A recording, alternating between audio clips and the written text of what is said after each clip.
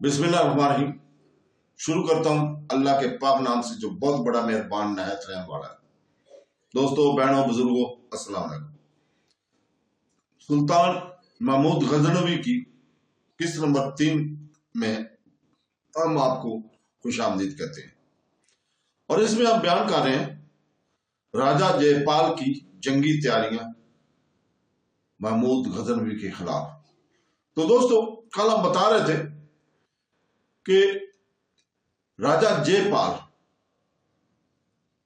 की तैयारी राजा जयपाल के यहां हो रही थी, जो पंजाब का हाकम था और लाहौर में इसका मरकजी शहर था। इसलिए इन दिनों राजा जयपाल की बेटी की सगाई तय हो रही थी और इस सगाई में हिस्सा लेने के लिए दूर दराज से नजदीक के सारे राजा लाहौर में जमा हो रहे थे। इन राजाओं में तुंदाना का राजा अंदर भीम, अनलवाड़ा का राजा परमदेव और देहरादून का राजा रामदेव, सोनीपत का राजा देपाल हरि, बठिंडा का राजा प्रेमदेव, हरदत्त का राजा बरन, मिथिला का राजा गुलचंदर, असोनी का राजा चंडेलपुर, बंदेलखंड का राजा चंदर राय, सरसोसागढ़ का राजा भीमपाल, कनौज का राजा कंवर राय, कलंजर का राजा नंदा, सब अपने अपने अहले खाना सलानों और मुहाफिज दस्तों के साथ जमा थे। पंजाब के राजा जयपाल की 2 बेटियां थी, एक कौशल देवी और दूसरी काशी देव कुमारी। काशी कुमारी बड़ी, कौशल देवी छोटी थी, मगर दोनों ही अभी 9 उम्र नाबालग थी। बड़ी बेटी काशी कुमारी की सगाई बठिंडा के राजा प्रेमदेव के बेटे राज कंवर से लाहौर में तय पा गई।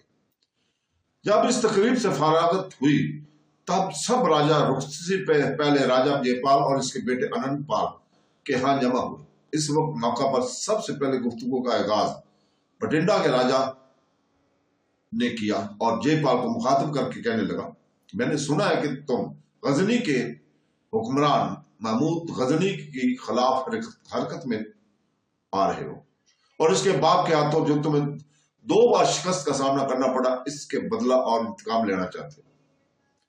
बठिंडा के राजा परमदेव के इन अल्फाज के जवाब में जयपाल ने अपने होठों पर जबान फेरी, मुस्कुराया और कहने लगा, परमदेव, तुम्हारा कहना दुरुस्त है। मैं हर सूरत में अपनी गुज़श्ता शिकस्तों और नाकामियों का इंतकाम जरूर लूंगा।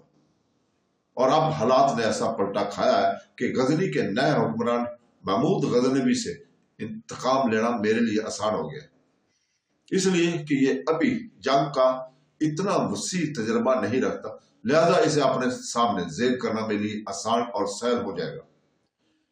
जयपाल जब खामोश हुआ तब बठिंडा का राजा परमदेव फिर बोल उठा, अगर जरूरत हो तो मैं अपने बेटे राजकंवर की कमानदारी में एक लश्कर बठिंडा से तुम्हारे तरफ भेज दूं, जो गजनी के नए हुक्मरान महमूद गजनवी के खिलाफ तुम्हारी मदद करेगा।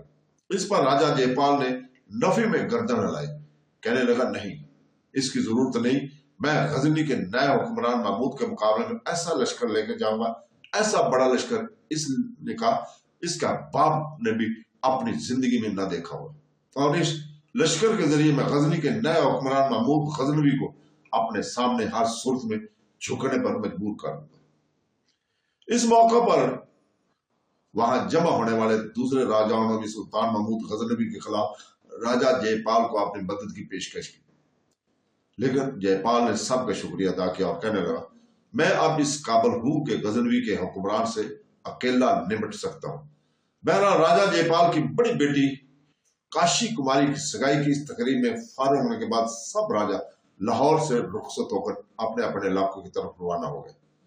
जब राजा जयपाल और इसका बेटा अनंतपाल अपने सलारों के साथ मिलकर सुल्तान महमूद गजनवी पर जर्ब लगाने के लिए बड़े जोर और शोर से अपनी अस्करी तैयारियों में लग गए थे, एक रोज राजा जयपाल, इसका बेटा अनंतपाल और दूसरे बेटों देवपाल और रूपपाल के अलावा इसके सलारों में से भीमचंद्र, पदम गब्बत और कविराज बैठे अपनी जंगी तैयारियों से मुतल्लिक गुफ्तगू कर रहे थे।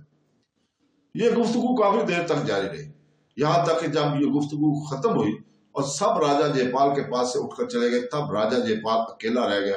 तो जिस कमरे में ये मुशावरत हो रही थी, इसी कमरे के दरवाजे पर राजा जयपाल की बड़ी बेटी काशी कुमारी नुमादार हुई। यही काशी कुमारी थी जिसकी सगाई चंद दिन पहले बठिंडा के राजकुमार राजकमर के साथ तय पाई थी।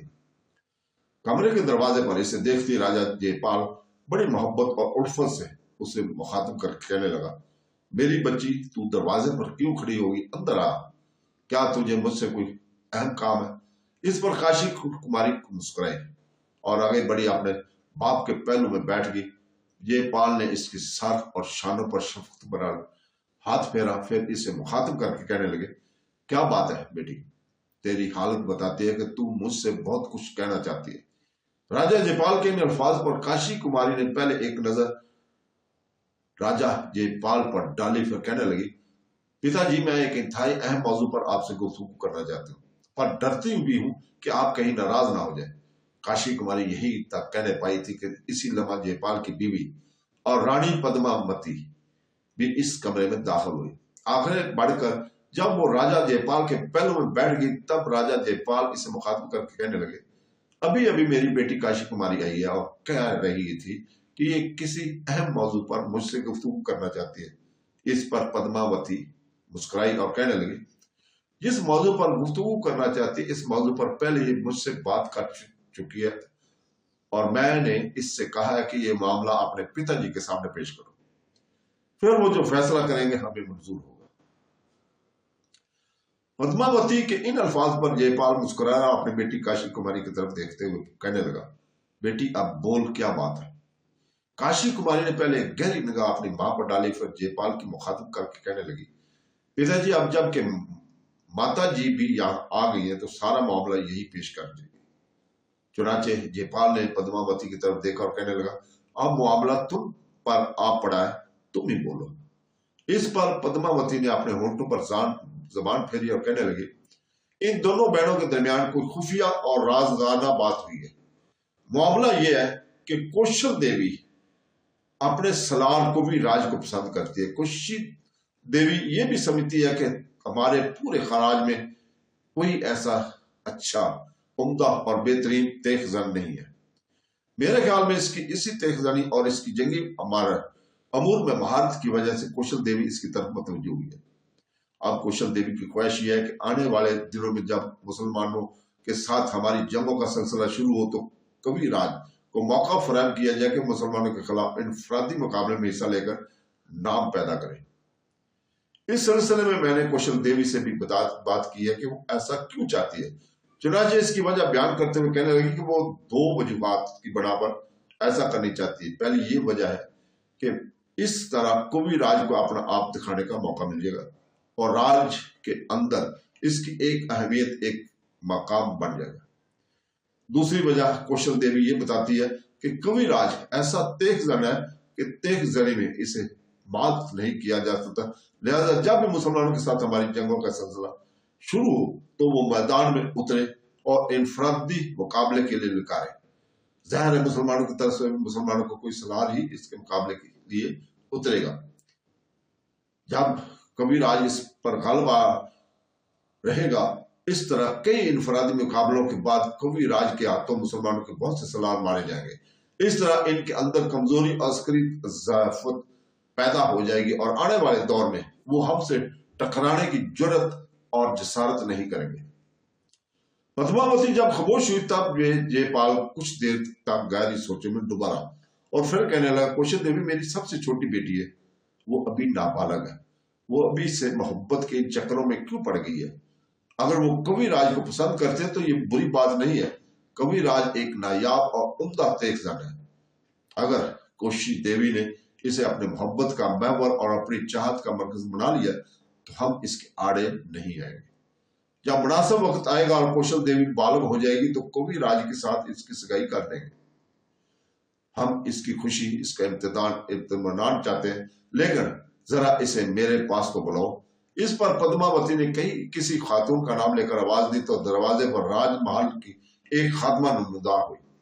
इसे देखते ही पद्मावती ने अपनी छोटी बेटी कौशल देवी को बुलाने के लिए कहा। इस पर वो खादमा वहां से चली गई उसको बुलाने। कोई ज्यादा देर न गुजरी थी कि राजा जयपाल की छोटी बेटी कौशल देवी इस कमरे में दाखिल हुई। कौशल देवी अजीब और गरीब शख्सियत की मालिक थी। खूब दराज कद और इंतहा दर्जा की अहला शक्ल शख्सियत की मालक थी। वो अनोखे पुरस्रार सहरा में रक्स करती कहकशां की परछाइयों में आहंग के जादू और रूह की जमगाहट जैसी हुसीन, दूधिया चांदनी में मोहब्बतों की आंगनों में फूलों की प्यास बुझाती शबनम की सी खूबसूरत सपनों की शहरों की दिलकशी में शादाब शगुफों की उड़ान जैसी दिलकश थी। इसकी बड़ी बड़ी मोटी मोटी आंखें, नीली आंखें ऐसे थी जैसे किसी की चश्म नोशे से निकलती खुशबू भरी किरणों ने शाम जहन और शऊर के हर खाने को अंबर और मुश्क से भर दिया। इसकी शख्सियत ख्वाबों की तरह गाहों में सियाल खुशबू, ख्याल की तजस्सम में शदाब और फराम रक्सा और ज्वाला अमीद और रजा की मताज जैसी जाजब नगा थी। ऐसा ऐसा चलती निगाहों को झुकाए जमीन की तरफ देखते हुए आगे बढ़ी, अपनी मां के पहलू में बैठना चाह। इस मौके पर राजा ये पाल बड़े गौर से इसकी तरफ देखते हुए मुस्कुरा रहा था। फौरन बोल उठा, वहां नहीं मेरी बेटी, यहां मेरे पास आकर बैठा।